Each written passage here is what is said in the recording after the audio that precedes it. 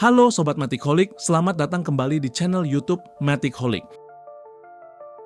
Semoga semuanya diberikan kesehatan dan rezeki yang berkelimpahan, dan semoga bensin tetap murah dan dompet tetap tebal meskipun harga BBM suka naik tanpa pemberitahuan. Seperti biasa, kita di sini nggak cuma bahas motor, tapi juga bahas nasib, karena kadang yang lebih berat dari bobot kendaraan adalah cicilan motornya.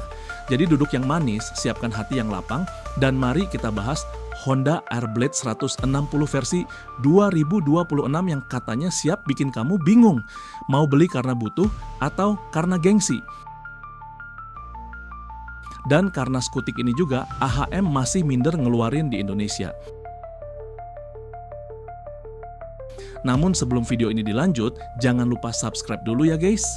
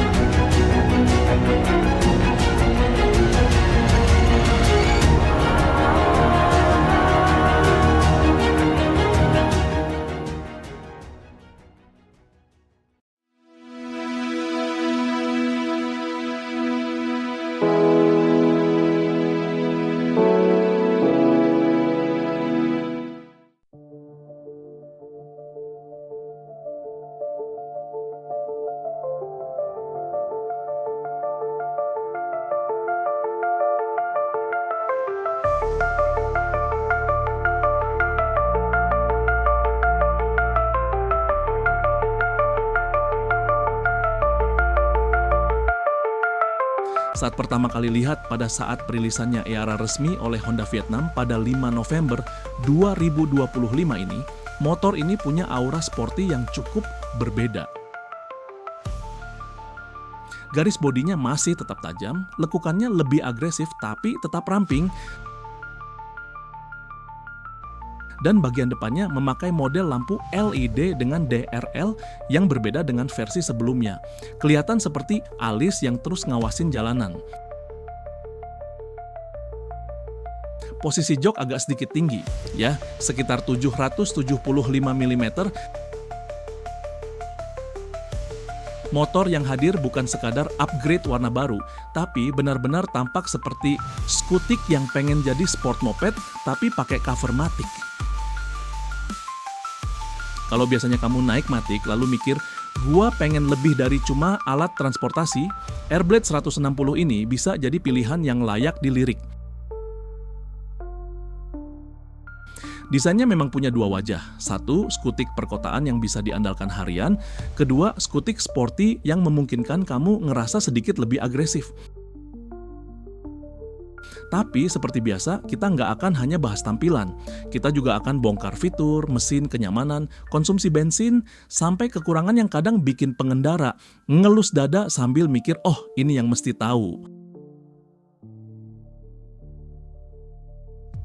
Honda Airblade 160 versi 2026 ini dibekali dengan dapur pacu berkapasitas 156,9 cc ESP+, 1 silinder 4 katup berpendingin cairan. Tenaga maksimumnya sekitar 11,2 kW pada putaran 8.000 rpm, sementara torsi maksimal di angka 14,6 Nm pada putaran 6.500 rpm. Artinya, untuk skutik 160cc ini cukup menjanjikan. Kamu nggak bakal merasa motor ini ngikutin lalu lintas bangsa kura-kura. Tapi ya, kalau kamu gaspol terus supaya buktikan tenaganya, siap-siap juga konsumsinya naik tajam dan jokmu bakal mulai ngingetin kamu bahwa kenyamanan itu tetap nomor satu.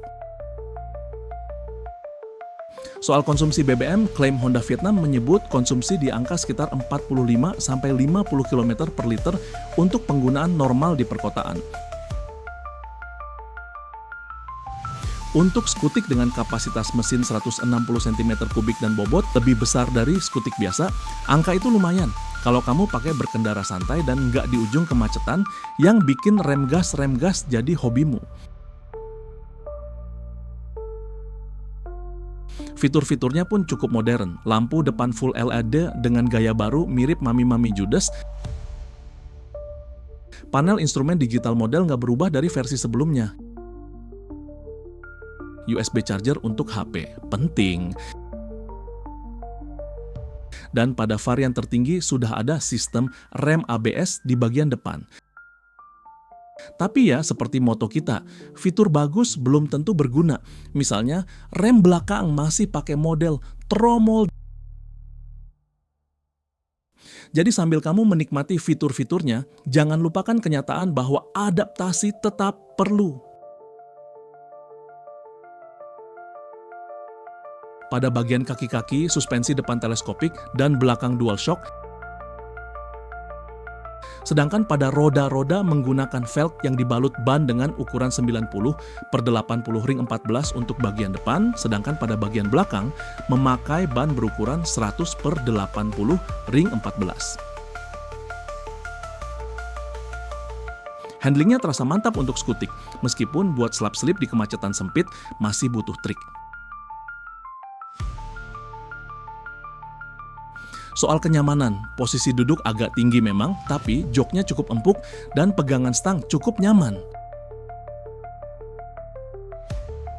Untuk perjalanan harian ke kantor, kampus, atau weekend ringan, motor ini masih asik banget. Tapi kalau kamu sering belok kanan-kiri, cari parkiran sempit, atau boncengan 3 orang sambil bawa tas belanjaan besar tiap minggu, mungkin harus ekstra paham bawa skutik ini.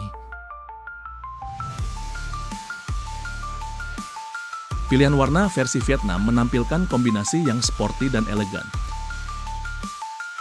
Untuk versi sport version, ada warna white satin dengan aksen merah. Untuk versi special edition, ada warna black matte. Sedangkan untuk varian standard edition, ada warna red matte.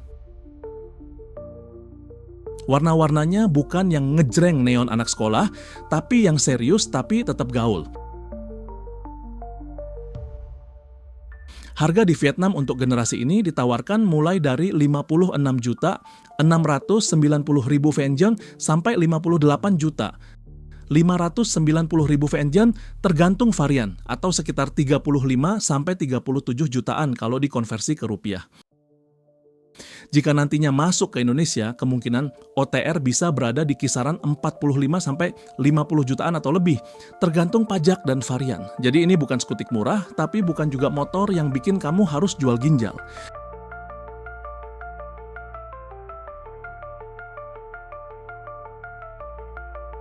Nah, sebelum kita tutup, mari kita taruh sedikit sudut pandang bahwa Honda punya keluarga skutik besar, termasuk Airblade di Vietnam, SH dipakai Elite dan Premium, dan skutik lain seperti Vario di Indonesia. Airblade 160 ini berada tepat di titik mid spot premium. Kapasitas mesin lebih besar dari skutik biasa, fitur lebih lengkap, desain lebih agresif, tapi belum full moge style. Jadi buat kamu yang pengen motor lebih dari biasa, tapi nggak pengen tanggung cicilan moge, ini bisa jadi opsi. Nah, ada juga yang kapasitasnya lebih kecil dengan kapasitas 125 cc.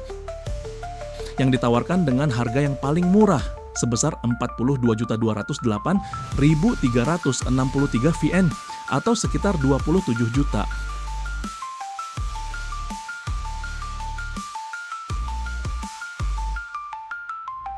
Akhirnya di penghujung video bahasan kali ini. Kalau kamu sedang mencari skutik yang tampil beda, punya karakter kuat, mesin lumayan, dan siap dipakai harian serta riding weekend, Honda Airblade 160 versi 2 1026 ini layak banget dipertimbangkan. Tapi ingat, motor tetap alat, bukan hanya untuk gaya. Pilih yang cocok sama gaya hidupmu, bukan yang cuma cocok di feed Instagram. Jangan cuma naik motor karena banyak yang pakai. Naik motorlah karena kamu mau buat cerita di jalan, bukan sekedar numpang lewat. Saya pamit undur diri. Wassalam.